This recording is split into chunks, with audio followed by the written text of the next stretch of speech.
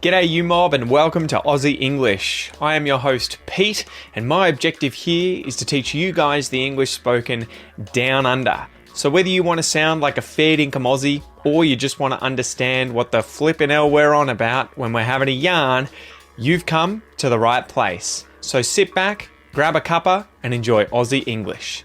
Let's go.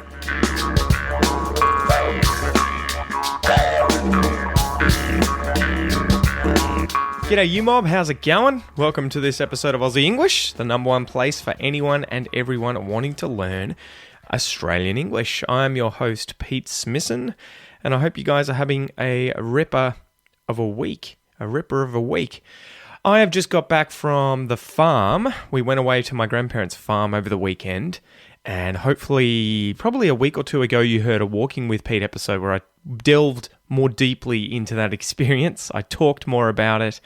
I talked also about catching an eastern brown snake. That was definitely the sort of highlight of the trip. It was interesting, to say the least, to sort of stumble upon and then capture, take away and release Australia's second most deadliest snake. Oof.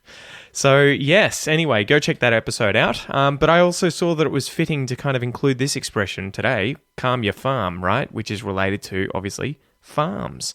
So anyway, before we get into today's episode, don't forget if you want to support the podcast whilst also leveling up your English, go and check out my premium podcast. You will get access to all the transcripts for the episodes on the podcast, to the premium podcast player so you can listen and read at the same time, to bonus episodes, everything like that. You can sign up at aussieenglish.com.au/podcast.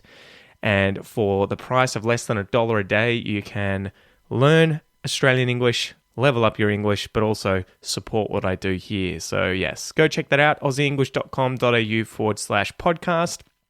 Also, if you want to just get some freebies from my content from my website, go over to aussieenglish.com.au/free and you will find my free PDFs and my free 5-day Level Up Your English course. Okay, so yes, that's what I've been up to this week. Going to the farm, coming back, and just getting back into the swing of things, right? Kids are going back to daycare, and that's about it, really. I've just been chilling out, playing a bit of guitar. I got guitar elbow recently, which is golfer's elbow, effectively, right? It's tendonitis.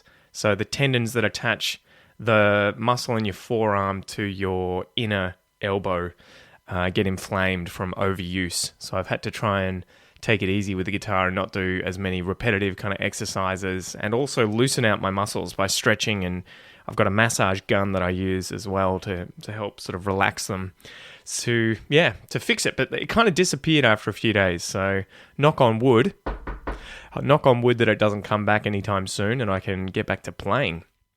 All right, so I guess chase the sheep and let's get into today's question and answer.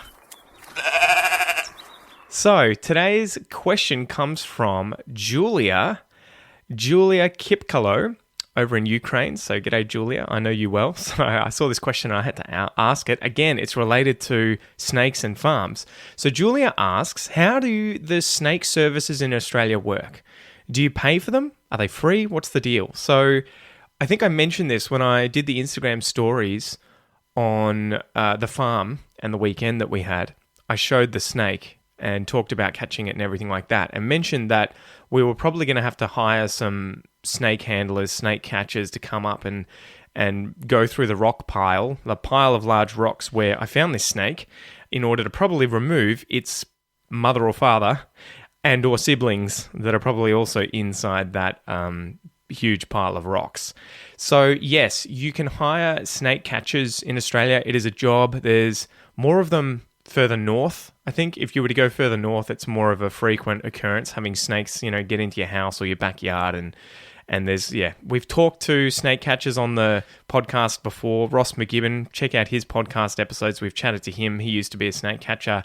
And I think Stuart McKenzie was also a previous interview, and he is a Queensland snake catcher as well, has a business. These guys, it's their full-time job, effectively, where They get phone calls and people have venomous and non-venomous snakes that have gotten into their house or into their backyard and they want them removed. They don't want to hurt the snakes. They just want them taken away from their yard and released into the wild. Obviously, it's kind of less of a problem. Like, it's less dangerous if it's a python. But if you don't know your snakes and you can't tell, you want to hire someone to go and do it. Because if it's not a python and it's something like a brown snake or a taipan or any of these venomous snakes in Australia, you could die if you get bitten, right? So yes, you can call these people up. And I assume there's a standard fee that they charge. It might be $100 or $200, whatever it is. They pop over in their car with their snake capturing material or tools, and they will get the snake off your property and go and release it. So yes, that's how it sort of works around here. All right, guys, smack the kookaburra and let's get into today's joke. So again, trying to tie this into the themes that have been occurring already on this episode. So here's the joke. Are you ready? What do snakes do after they fight? Right, so snakes, they've had a fight. What do they do after they've had a fight? They hiss and make up. You get it? They hiss and make up. So this is a pun with the expression to kiss and make up, right? To kiss and make up, this is reconciling after a disagreement or an argument or a fight of some kind, right? An example would be after a long discussion about their misunderstanding, the two friends decided to kiss and make up, and they said they'd never have a fight again. It can be literal, like if you're in a relationship with someone, my wife and I, if we had a really big fight, we might literally kiss and make up, like repair the damage that was done from the fight. But it could also be figurative. You don't have to kiss, someone when you kiss and make up. So, and also, obviously, the pun is on the words hiss. This is to make a sharp, sibilant sound, typically as a sign of disapproval or to warn off threats, right? So you could, I guess, as a human, you could go, don't like that. That's a bit weird, though. But we would think about it as the sound that a snake makes, right? It goes, sss. But it's also, with the word kiss, this is the pun between hiss and kiss. Kiss meaning to touch or press one's lips against another person or an object as a sign of affection, greeting, or reverence. She kissed her grandmother on the cheek when she said goodbye. That's right. And a cat can hiss. It can go, that's a hiss as well, I guess, right? A cat hiss. The cat hissed at the new puppy to tell it to stay away. So there you go. That's the joke. Hopefully you liked it, guys. What do snakes do after they fight? They hiss, sss, and make up. That was good, wasn't it? It was good for a bit of a giggle anyway. All right, so today's expression is calm your farm. To calm your farm. Calm your farm, mate. Look, just steady on. Relax, calm your farm. But before we get into that, let's go through the different words in the expression and what they mean and how to use them. Use. Collective noun. All of your friends. So, to calm. You could calm someone down, and this is to make someone tranquil or quiet, right? To soothe. So after a stressful day at work, meditation helps her to calm her mind. Or the teacher managed to calm down the noisy classroom by starting up with a captivating story, right? She calmed them down. She calmed them. Your. This is a possessive adjective indicating that the following noun belongs to the person or people being spoken to, right? Is this your book? Make sure that you bring your umbrella, right? Not mine, not his, not hers, not theirs, not ours. Your umbrella. A farm. A farm is an area of land and its buildings used for growing crops and rearing animals. So as I said on the weekend, we went up to my grandparents' farm where they have sheep. We like visiting farms sometimes, maybe to buy farmers' products, right? You might buy milk, you might buy fruit, all that sort of stuff. Farm. Okay, so if you calm your farm. If someone usually says this to you, right? You're not going to say it about yourself. I'm just calming my farm. It's more of an order that you would give someone, right? You would say to them, calm your farm, mate. It's just a rhyming expression that means calm down, right? Calm down, relax, chill out, just calm yourself, calm your farm. It doesn't literally have anything to do with a farm. It just rhymes nicely with the word calm. And so, yes, we have this expression, calm your farm. I only really started hearing this when I was at university. I think there were a few people, I think probably in my PhD, right? So that would have been like 2012 to 2017. So only about a decade ago. They started using this all the time, and that's how I started using it. And now you hear it all over the place. So I think it is a recently developed expression in Australian English. And I don't know if it's unique to us, it may be used elsewhere, but it's definitely common here. You'll hear it, calm your farm, calm your farm. All right, so let's go through 3 examples of how and when I would use this expression in everyday English. All right, so you're at a popular beach in Queensland, right? A group of your friends gathers together for a weekend barbecue. When they realize they've forgotten the sausages at home, one of them starts panicking and ruining the outing, right? They start freaking out. They start, oh God, what are we going to do? What are we going to do? So seeing your friend overreact, you might laugh and say, mate, just calm your farm. Look, we'll go down to the shops. We'll grab some snags. We'll get some sausages. It'll be all right. No need to freak out. No need to lose your cool. Just relax, chill out, calm your farm. Just calm your farm. Example number 2. During the Ashes series, a family in Perth gathers to watch the cricket match on TV. When Australia loses a crucial wicket, one family member starts ranting loudly about the cricket team's strategy. This person's sister, trying to keep the peace, hands him a drink and says, look mate, calm your farm. It's just a game. It's not the end of the world, and it's not over yet. Have a sip, sit down, relax, watch the match. Calm your farm. Calm your farm. Example number 3. In a Sydney office, a team works on a tight deadline. As the deadline approaches, the project manager starts to stress excessively, raising her voice and rushing around the office, kind of freaking out, right? And her colleague, trying to lighten the mood, might quip. She might say, hey, calm your farm. It's all good. We're all on it, doing our best. Stressing out won't help us finish it up any quicker. Calm your farm. So to calm your farm, guys, hopefully now you understand this expression. It means to calm down, relax, chill out, and you give it as an order to someone, right? You usually just say it as calm your farm. I guess you could say, he needs to calm his farm, she needs to calm her farm, but typically you'll probably hear this as someone saying something directly to another person as the phrase calm your farm. Okay, so as usual, let's get into today's Australian pronunciation exercise. Would you like a Chardonnay, Kylie? Kim, it's not Chardonnay. The correct pronunciation is Chardonnay. Mum, it's French. The H is silent. Back me up here, Kylie. Okay, so the goal of this exercise is for you to find somewhere quiet where you can talk out loud, you can speak, you can pronounce these words and phrases out loud in your own voice, listening and repeating after me. Okay, so are you ready? Let's go. 2. To calm. To calm your. To calm your farm. To calm your farm.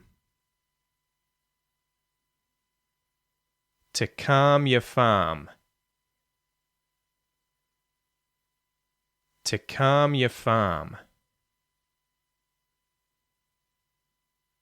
To calm your farm. I need to calm my farm.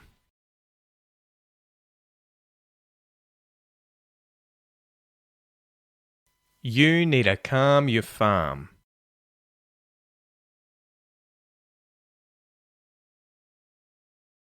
He needs to calm his farm.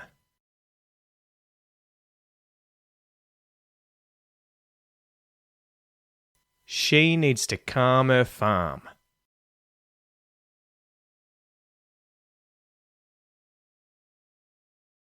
We need to calm our farm.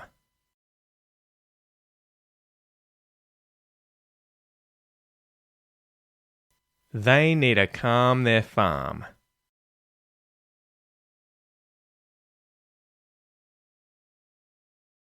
It needs to calm its farm.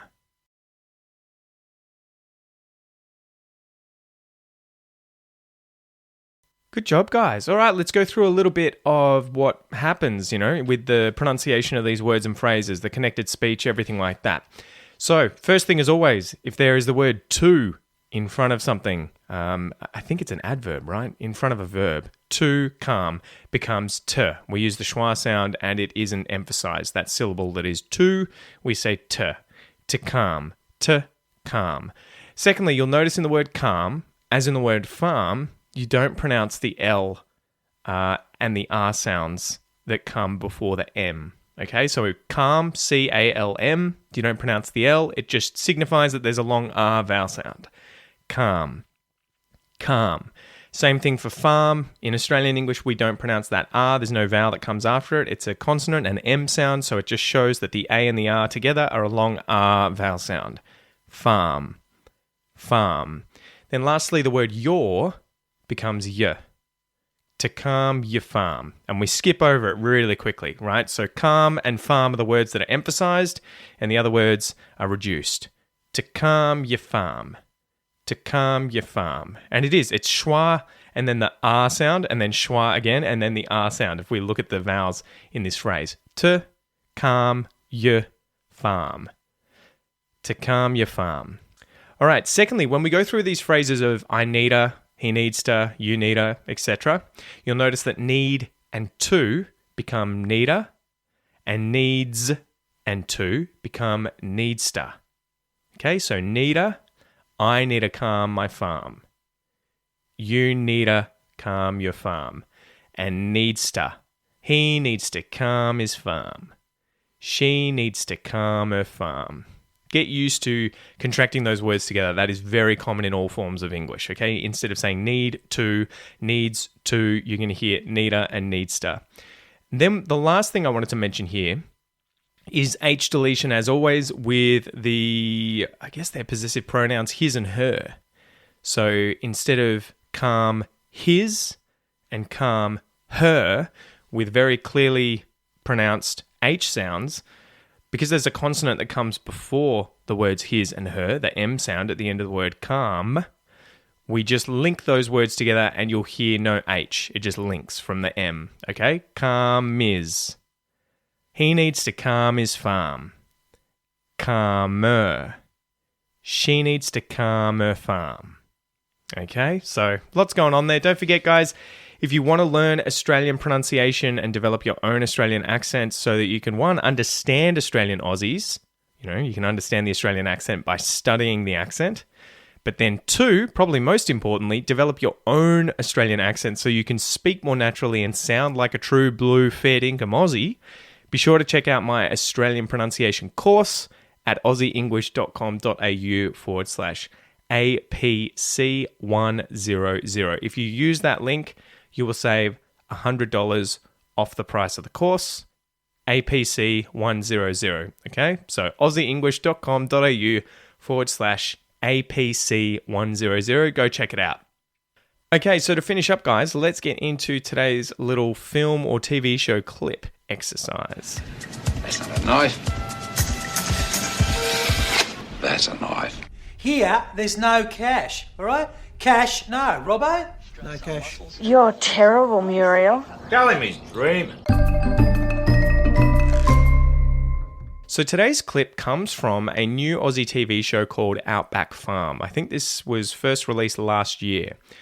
So the excerpt is, ex-water drillers turned first-time farmers Anthony and Danielle Hay move to a 5,000-acre property in the remote Australian outback to turn it into a successful hay-making farm and a popular tourist attraction. So it's actually really good. I was watching some of the scenes from this show, Outback Farm. You can find it on YouTube, the scenes that are on there. And there are loads of different accents and really strong Australian accents. And there's a really strong Irish accent as well from one of the workers. So go check it out. Anyway, the rules of the game. I'm going to play a clip for you 2 times, and your goal is to listen and then write down what you hear being said. It's a great way to train your listening comprehension. And remember, you'll be able to check your answer if you download today's free worksheet, which you can get via the links in the description of the podcast episode or on the website.